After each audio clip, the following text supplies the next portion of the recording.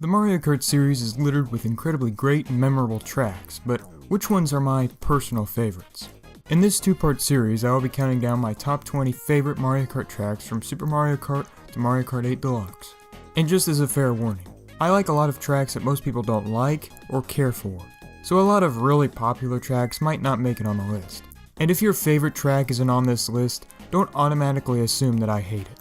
The chances of me liking your favorite track are pretty high, unless they made it on my least favorite Nitro Tracks video. Speaking of Nitro Tracks, this list will only contain the Nitro version. I did this mainly because I didn't want to talk about the same track twice. With that out of the way, let's get started.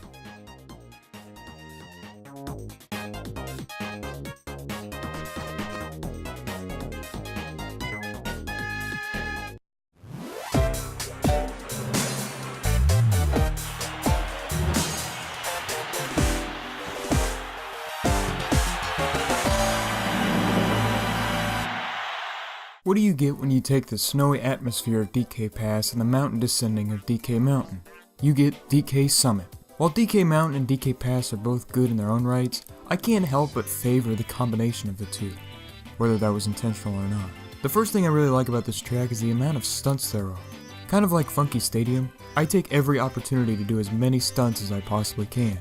The music on this stage is also pretty good, though it's not a song I'd associate with Donkey Kong. But the main reason why this track made the list is because it was my favorite track from Wii when I was a kid.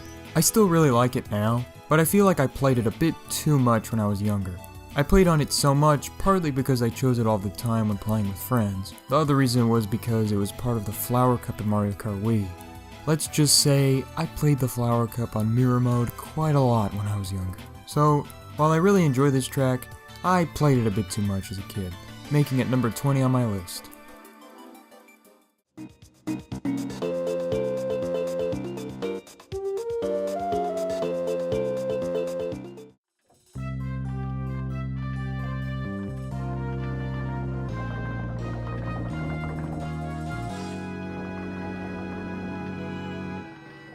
Tock Clock, one of the most creative tracks ever created. Taking inspiration from the Mario 64 level bearing the same name, everyone races inside a giant grandfather clock. There are clock hands, pendulums, and gears that everyone can use to their advantage. But to be completely honest, I appreciate the creativity of this track more than I actually like to race on it. The music is decent, the layout isn't anything special, but the idea of racing inside a clock is what really gets me. That, and I really like the Tock Clock stage from Mario 64. Not the most enjoyable track in the world, but definitely a creative concept.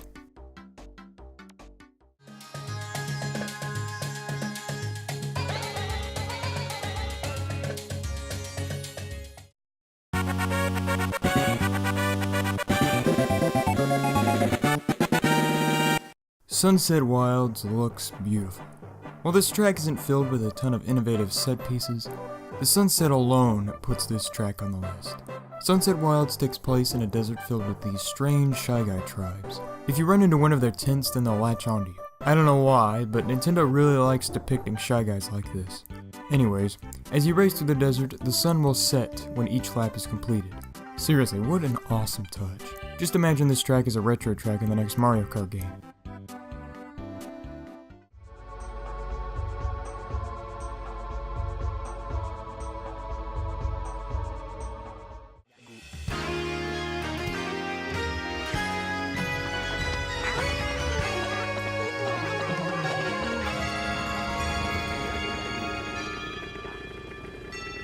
I'm not a huge Animal Crossing fan, but the Animal Crossing track has to be my favorite out of all the tracks that were inspired by other games. Mute City and Big Blue are both amazing, and this other one is pretty good, but I just really like the gimmick of this track.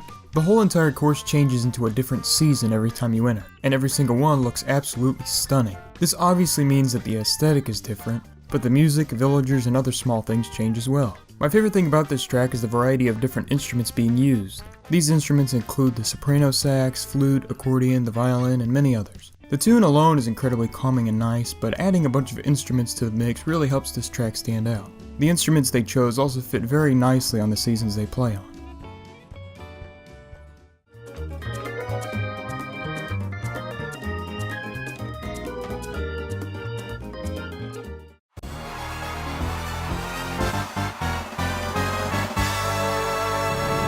Royal Raceway is one of those simple tracks that is put into every single Mario Kart game. But the addition that helps this one stand out is the fact that you can explore the outer field of Peach's castle. While doing this is pointless and will inevitably cost you the race, I still love how this was added. Another thing I really like about this track has nothing to do with the actual track itself, but Royal Raceway is typically the first track I think of whenever I hear people talk about Mario Kart. The reason could be because of the iconic music, simplicity of the track, or that it was my dad's favorite track to race on when I was a kid. But I don't know. Something about it just keeps it in my head. And while we're on the subject, I really like the retro version of this track too. I know my main argument for having the original on my list is the fact that you can explore Peach's castle, which is now gone in 8, but I still really like it.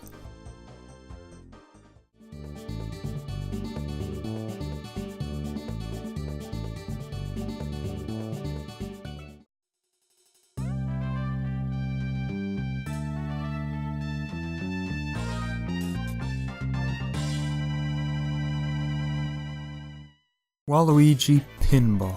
First off, where the hell did this idea come from? Waluigi Pinball. That idea is just so odd. Anyways, in Waluigi Pinball, you play as a pinball in a pinball machine. And the game developers really went all out with this premise, because this track makes you feel like you're in a pinball machine, especially at the end with all of the annoying balls and bumpers. One thing I think is pretty neat about this track is the sound effects for the speed boost and the items change. What other track in Mario Kart history does that? But hey, that just shows that the game developers put a lot of care into this track. On another note, I haven't seen many videos about the best Mario Kart tracks, but the few that I have seen include this track at either number 1 or at least in the top 3. I don't find that opinion strange or invalid because I love this track too, but I personally like other tracks a bit more. So if you don't like how low this track is on my list, sorry.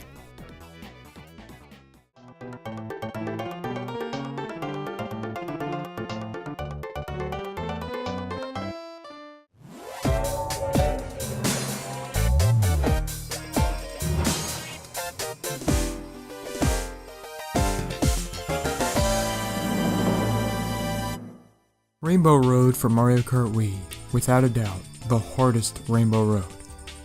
Well, the SNES one's a bit harder, so how about the hardest modern Rainbow Road? Every time I see a picture with a topic of how hard Rainbow Road is, I always see this Rainbow Road being used as the example. And there really isn't a harder Rainbow Road to picture. I have since gotten much better at this track, but good God was it a nightmare to complete when I was younger. I especially hate the section with the 2 holes in the turn right before the launch star. Wait, did I just say I hate something about one of my favorite Mario Kart tracks? Why is it on the list then? Well, not only do I enjoy the difficulty of this track, because it makes me feel accomplished when I beat it, I also love everything else about it. Except for the planets in the background, those look like complete shit. This Rainbow Road is just so bright and colorful. It also has some very upbeat and fast-paced music, which isn't the norm for Rainbow Road.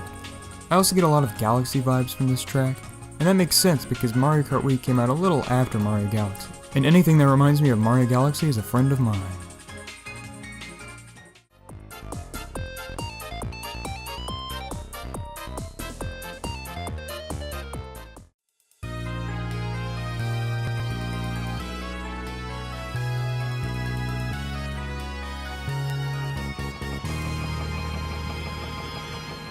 I love the Donkey Kong Country games, so likewise, I adore this track's existence. Most DK tracks we've gotten are either bland jungles or snowy areas. They're fun, but they're pretty bland. And while this track is most certainly a jungle, it is also paying homage to the Donkey Kong Country games, particularly Donkey Kong Country Returns. This track has tiki heads, a banana temple, these weird tiki statues that scream, Donkey Kong's house, some frogs. This track has a ton of great stuff that makes you feel like you're racing through a Donkey Kong Country level. But the greatest thing about this track is the music. Holy mother of God, this music is the sexiest thing on the planet. This song is the main theme from any Donkey Kong game pretty much, but in a jazzy rendition with the sexiest bass that has ever bassed.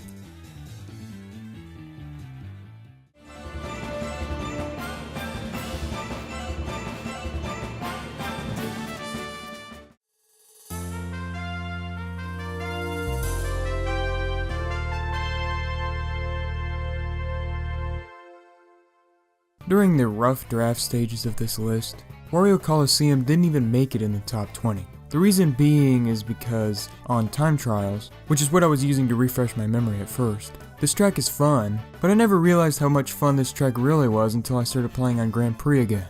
If there's one word I could use to describe Wario Colosseum, it would be chaotic. Chaotic is probably a better word for Baby Park, but this track can get so incredibly hectic because of the confined walls. But that's one reason as to why this track is so fun. This track is also overrun with Wario signs that are all fun to glance at, a lot better than that stupid wallpaper in Wario Stadium. Last thing, this track, to my knowledge, is the only track that has 2 laps, but it sure as hell doesn't feel like 2.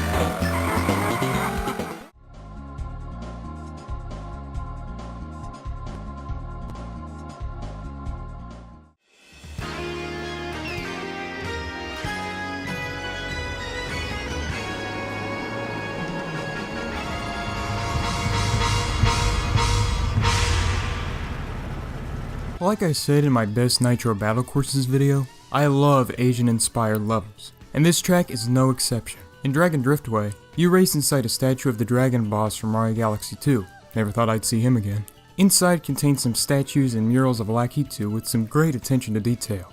The whole track has some great attention to detail. One really cool thing about this track is that it's all in anti-gravity. Because of this, the stage flies by because you'll constantly be bumping off racers or into these little speed bumps. The music is also a highlight of this track, but I mainly have Dragon Driftway on this list because of how amazing it looks.